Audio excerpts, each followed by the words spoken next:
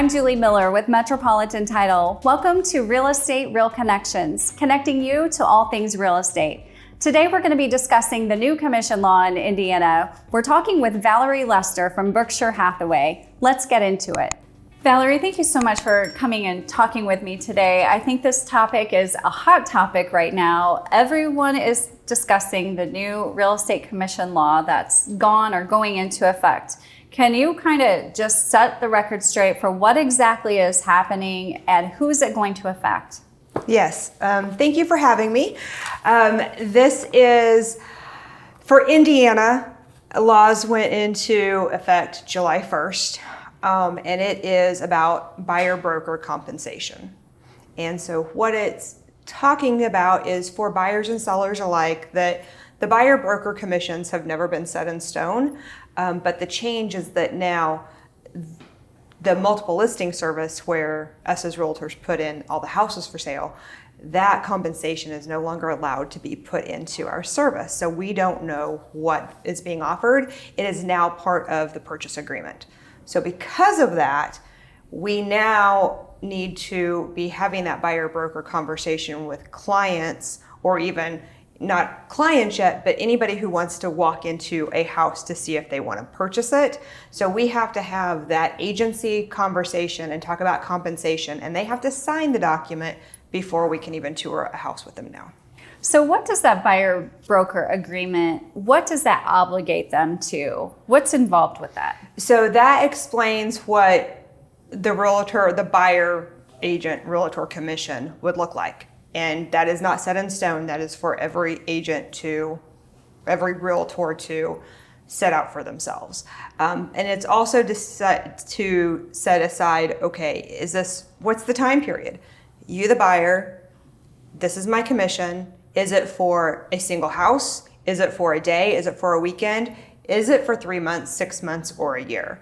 So this is what's unfortunately the unsettling portion, is that now we used to meet somebody at a house, never met them before, and I would have the conversation, but I'm not going to put something in front of them to sign when I first meet them. Mm-hmm. Well, now we have to put it in front of them to sign.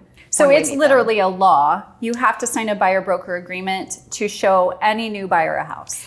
Yeah, it's part of a settlement agreement. So to say that it's law. So in Indiana, it is law that all real estate agents have to have a buyer broker agreement signed. But it's because of the NAR settlement agreement. So yes, in Indiana, we cannot show you a house without you signing that document. So what if I sign a buyer broker agreement with an agent because I want to see a house, and then I get into that relationship and I realize that that person's just not a match for me? And am I obligated to continue to work with them? It is dependent on how long you sign the agreement for. And so that is what the buyers need to be aware of before they sign. It is really up to that buyer and to that agent with how long they want that contract to be for. I obviously cannot speak for anyone else. For myself, if I'm just meeting you for the first time, I might just put it for the weekend. I might put it for that one house. I don't expect that I'm going to be doing anything long-term initially. And the reason is, it is an interview process for both the buyer and the realtor. This is one of the biggest decisions you're going to make of your life. And this process could take, on the short side, 30 days. On the long side, maybe a couple months to find that right house. You really want to find that agent that you're comfortable working with. So I would just say, kind of be mindful of what you're signing with the terms on it, because you can always extend those. You can always sign them if you really were like, yeah, we fit very well together. I want to work with you. Then you could definitely extend that out. But just be careful that you're not getting yourself into a long-term commitment with somebody that you might not feel that comfortable with. So the buyer broker agreement outlines two things. One is agency, and the other is how the buyer's broker will be compensated. Yes. So can you talk about how are they compensated? Who pays for that? Yes. So that is a great question, because so many times I feel like this gets overlooked, is realtors work on commission basis. That means I could show you one house or I could show you 50 houses. I am getting commission on that single house that you purchase. Now, in Indiana, we also have the ability to charge a retainer fee. I do not charge that. Again, we are all independent contractors, so what I do is maybe not what another realtor will do. So with that, we set out the commission and the buyer-broker agreement. Now it is part of the purchase agreement when you go to make an offer on a house, what you would like that seller to compensate your agent based on that signed agreement. Okay, just so I'm hearing you correctly.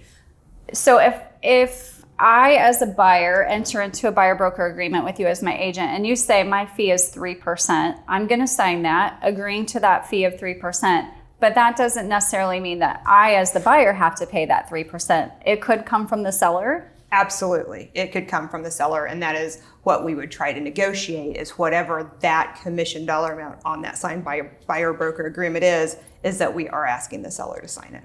So let's kind of switch gears and talk about the seller side. So historically, as we all know, it's been very typical for sellers to pay a commission to both selling agent and listing agent. So I think there's a lot of confusion right now and a lot of misinformation going around about that conversation. So if I'm a seller, can you tell me, how would you advise me if I wanted to list my property with you? Absolutely. And this is something that Berkshire got ahead of like 2 years ago. So in our listing agreements, it's already set out. I'm your listing agent. This is my fee to list, market, present, sell your property. But we would also like you to offer this compensation or this to a buyer's agent. The reason that, I don't think a whole lot's going to be changing is because the lending laws have not changed. So as the lending laws go, a buyer cannot wrap up their buyer broker commissions into their loan amount. So if a seller is not willing to pay a buyer's broker commission, it's just really going to dwindle down the pool of ready, willing, and able buyers to go into their home. Okay, as a buyer, if I see a for sale sign in someone's yard, why or why not should I just contact that agent directly? It's a great question, and I love being able to answer this one. So if you call the listing agent, you do not have to sign a buyer broker unless you want that listing agent to also represent you.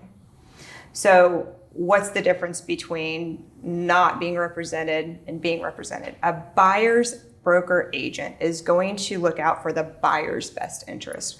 When you call the listing agent, that listing agent has a signed listing agreement with that seller. That listing agent is working for the seller's best interest, gives them fiduciary responsibility and confidentiality, which is the same thing that a buyer should want. They want their agent to fight for them, have their best interest at heart, look out for confidentiality and fiduciary responsibility. If you're going in, seeing the house with a listing agent, just know they are not representing you and they are not looking out for your best interest. So they might not be seeing it in the same eyes as your own individual buyer's agent would look at a house. Because they're actually representing the seller and they have the seller's best interest in mind. Absolutely. Okay, that's very good to know. So I think that this conversation that's new in the media, everybody's talking about it, have a lot of sellers feeling like, oh my gosh, I'm going to save thousands of dollars now because now I only have to pay half of the commission that I would have normally, when there's never really been a standard for what the commission was. So can you talk about why is it important for a seller to not just consider paying a buyer's broker, but really it's almost necessary? Right. I feel like the seller should just embrace it. And that is because you're just going to get a bigger pool of buyers.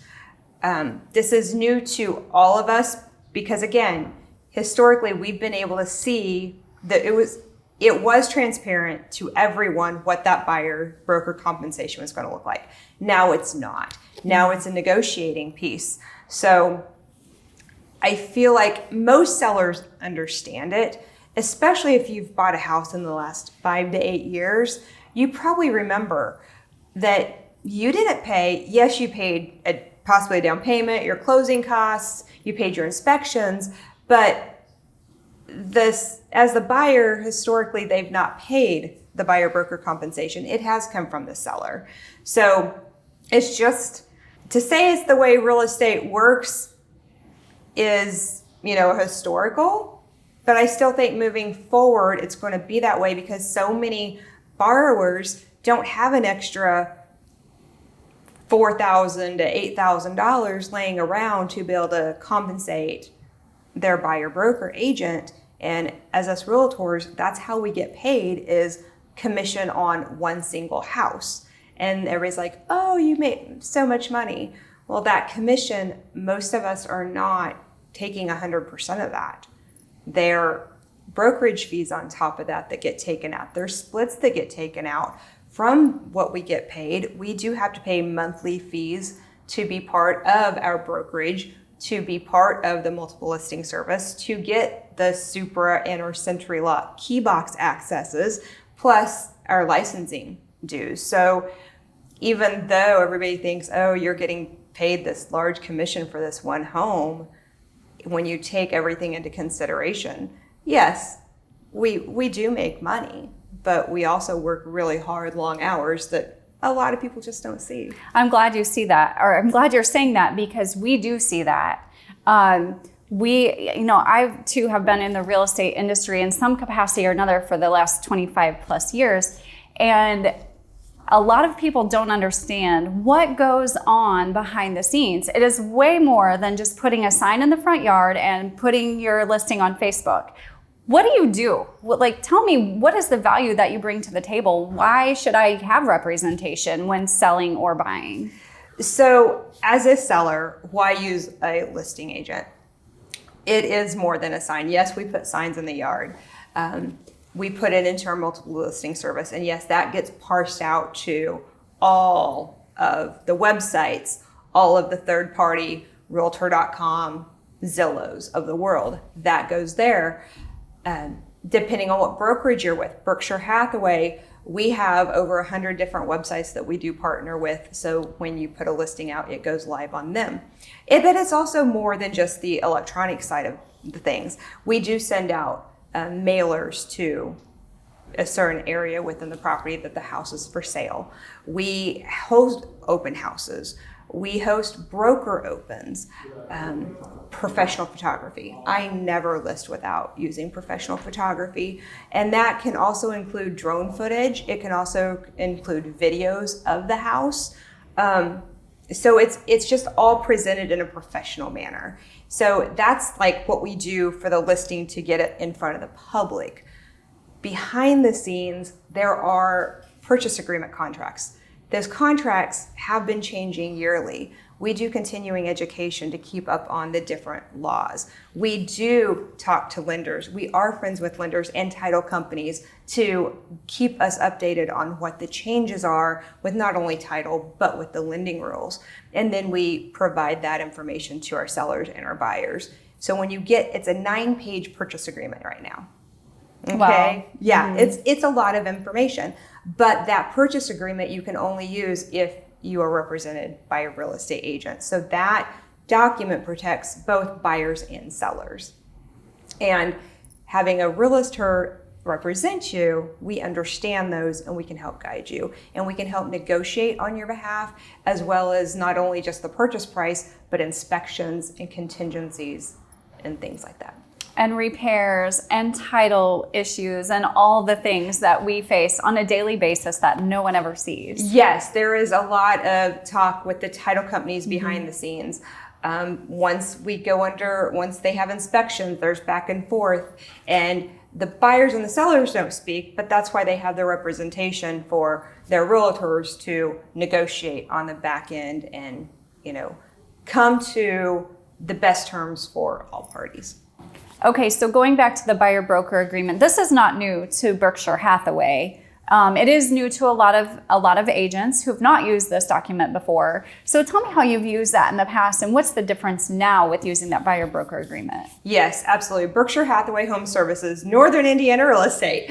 We have always used that. So when I say always, I've been in real estate for 5 years. So when I came up, that was just something that we did. We introduced the buyer broker agreement. We talked about agency. We talked about the commissions and how we get paid.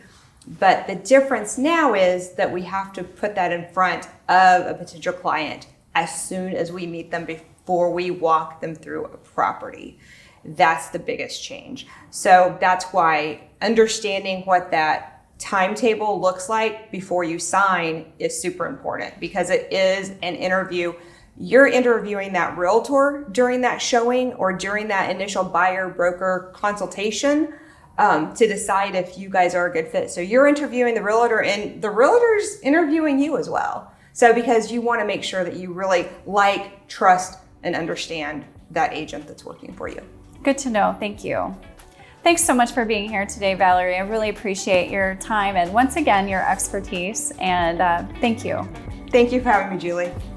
For more information on how real estate brokers in Indiana are compensated, go to indianarealtors.com. Thank you for watching Real Estate Real Connections. Remember, like, share, and subscribe for all things real estate. Until next time, stay informed, stay empowered, and stay connected.